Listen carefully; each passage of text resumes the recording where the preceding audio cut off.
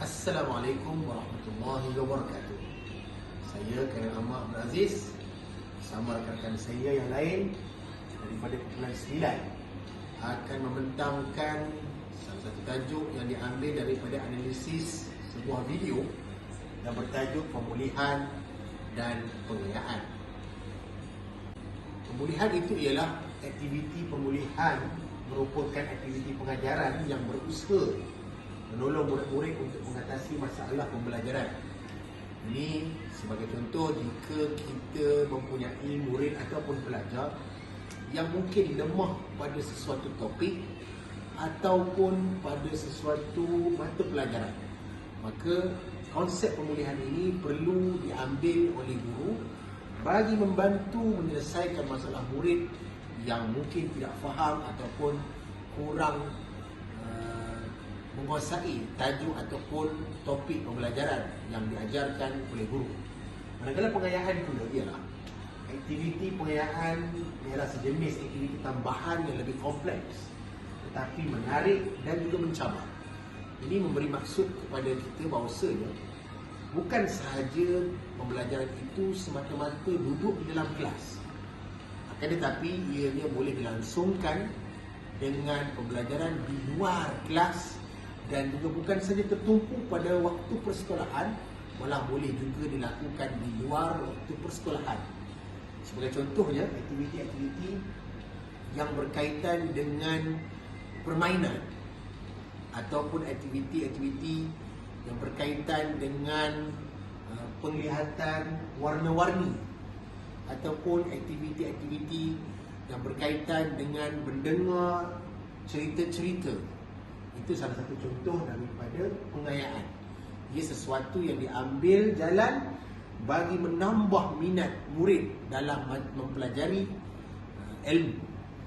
Seterusnya, pengayaan dan juga pemulihan, ia mempunyai objektif dan juga prinsipnya seperti mana yang dilihat pada slide ini. Yang mana aktiviti tambahan kepada aktiviti asas pembelajaran yang dilakukan sama ada semasa sesi persekolahan ataupun di luar masa persekolahan. Dia fleksibel, bukan semata-mata tumpu pada masa ataupun tempat yang tertentu saja, malah ianya boleh dilakukan di lain tempat selain daripada kelas bilik darjah ataupun di dalam waktu persekolahan. Seterusnya, antara cara-cara bagi melaksanakan aktiviti pengayaan ini antaranya ialah melakukan aktiviti berkumpulan, yang mana aktiviti berkumpulan itu diberikan kuis ataupun permainan ataupun membaca ataupun melakukan aktiviti-aktiviti mewarna dan sebagainya.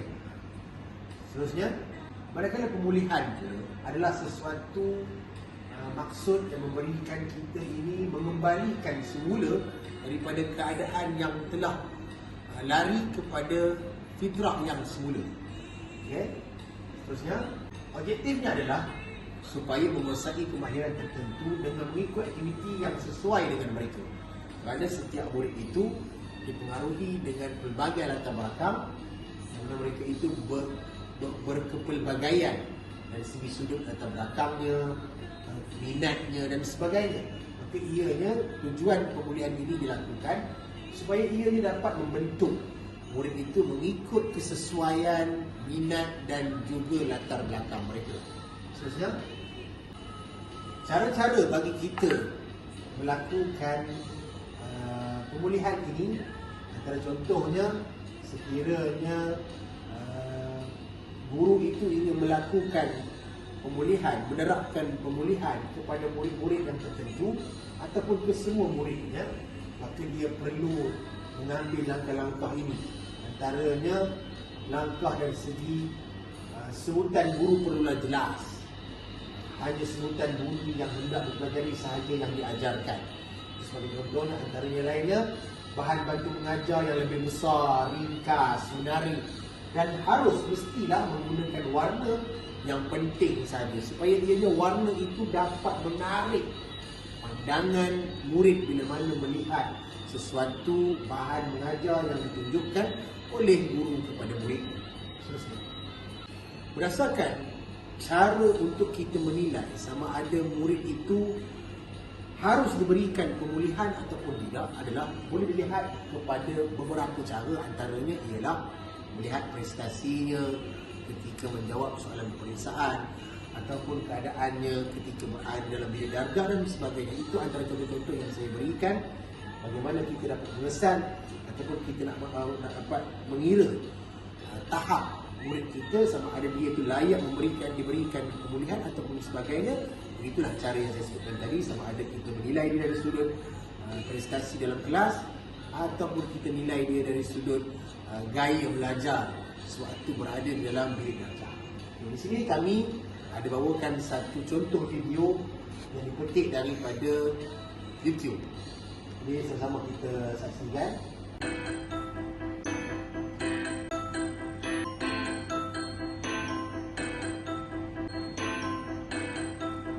Jadi itu semua dulu. Okey, duduk sini warna apa? Biru. Warna biru. Jadi kalau sini ada 4 ke? Dah. Warna merah. Ada tak Indonesia warna merah? Ada tak? Ada. Berapa ringgit? RM10. RM10 warna merah. Lagi? Hijau berapa ringgit?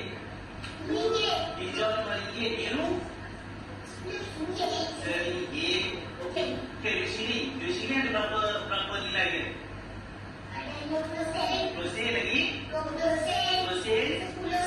10 sen. 10 sen. 5 sen. Ini berapa tadi? 5 sen. Ini 50 sen. 50 sen. Ini 20 sen. 20 sen. 10 sen. Ini yang hijau saya cakap tadi. Berapa? 5 sen. 5 sen. Berapa? RM5. Yang merah tadi berapa ni? RM10. Yang biru tadi? RM1 dah. Jadi ini semua duit boleh. Baiklah, berdasarkan video yang dipaparkan ini menunjukkan seorang guru ini membawakan konsep pemulihan dan pengayaan terhadap muridnya. Ini dibawakan kepada murid-muridnya satu pertunjukan contoh objek bagi pembelajaran yang nak diajarkan. Sebagai contohnya, pembelajaran di sini adalah berkaitan tentang wang ringgit Malaysia. Maka ditunjukkan bagaimanakah rupanya objek itu berdasarkan gambar. Yang menarik perhatiannya juga adalah gambar tersebut adalah gambar yang berwarna. Itu membuatkan murid-murid itu menjadi satu terpegun, menjadi rasa terpegun dengan apa yang ditunjukkan oleh guru depan tadi. Sekian saja pandangan kami daripada Kumpulan 9. Mudah-mudahan ianya dapat difahami oleh sahabat-sahabat sekalian. Jika ada soalan yang nak diajukan, silakan saya buka. Ada tuan. Soalan pertama, bagaimanakah cara anda merealisasi pengayaan dalam kelas bersama pelajar anda? Jika saya secara peribadinya nak merealisasikan konsep pengayaan ini kepada murid saya, maka saya ini suka bawa murid-murid saya keluar daripada kelas untuk pergi ke surau sebagai contohnya dan mempelajari tentang solat di surau dengan cara amali dan ditunjukkan apakah yang berada dalam surau sambil tu. Adanya sejadah. Jadi kita terangkan kepada murid-murid, ini sejadah, maknanya kita kalau nak solat, tempat solat kita mesti di atas tempat yang bersih. Dan juga saya bawakan kepada murid-murid, saya tunjukkan juga tentang bagaimanakah caranya untuk kita menjaga tempat solat kita. Antaranya sebelum kita masuk, perlulah kita ingin menjaga kebersihan. Itu antara contohnya. Mudah-mudahan ianya dapat menjawab. Soalan kedua pula, boleh anda nyatakan bagaimana anda menerapkan proses pemulihan pada pelajar kelas anda? Kebiasaannya, kalau sekiranya saya ada mempunyai murid ataupun beberapa orang murid kelas saya yang mungkin tidak memahami ataupun menguasai tajuk pembelajaran yang saya ajarkan kepada mereka, maka saya secara peribadinya akan mengulang semula topik tersebut. Diulang sehinggalah ianya betul-betul jelas, difahami dikuasai oleh murid-murid kelas saya. Mudah-mudahan ia menjawab. Soalan yang ketiga, jika ketidakfaham pelajar anda terhadap pembelajaran kritikal, apakah solusi lain yang boleh anda gunakan? Jadi kalau sekiranya ketidakfahaman ketidakfahaman murid saya pada sesuatu perkara, apa solusi ke soalannya? Apa solusi Apa lain? solusi yang saya boleh buat? Okey, kebiasaannya solusi yang saya selalu lakukan ini memang berlaku dalam sekolah saya. Yang mana ramai di antara kalangan murid-murid saya yang tidak menguasai bacaan Al-Quran. Oleh kerana itu, lantaran perkara itu menyebabkan mereka ini sukar untuk menguasai banyak subjek dalam kelas Al-Quran Fardu Ain Kafah ini. Mereka tak boleh baca Jawi, mereka tak boleh berbahasa Arab, oleh kerana pada asas huruf Al-Quran itu sendiri pun tidak dapat mereka kuasai. Maka dengan cara itu dianggap sebagai murid-murid saya ini kritikal. Jadi solusi yang saya ambil pada masa ini ialah murid-murid ini saya asingkan mereka pada satu masa yang lain. Contohnya di waktu hujung pembelajaran, maknanya ketika semua murid-murid sudah balik, saya tahan mereka lebih kurang 10 minit ke 15 minit saja untuk saya buat bacaan Al-Quran itu secara individu, supaya ianya dapat diberikan fokus yang lebih kepada murid-murid tersebut, dan murid-murid tersebut dianggap sebagai murid-murid yang mendapat pemulihan daripada saya. Itu antara contohnya, saya mengasingkan murid-murid tersebut di waktu yang lain, tetapi di masa yang lain itu duduk pada kelas yang sama.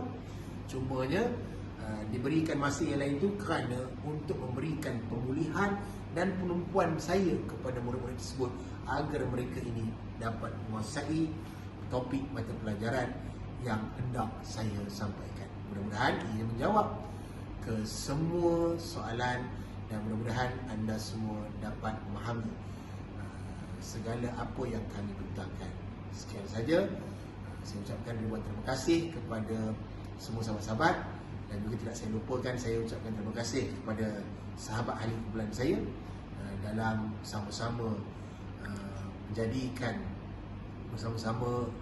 menjadikan apa nama pembentangan ini berjaya dengan baiknya.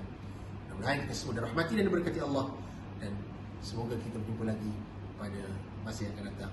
Wallahu a'lam. Assalamualaikum warahmatullahi wabarakatuh.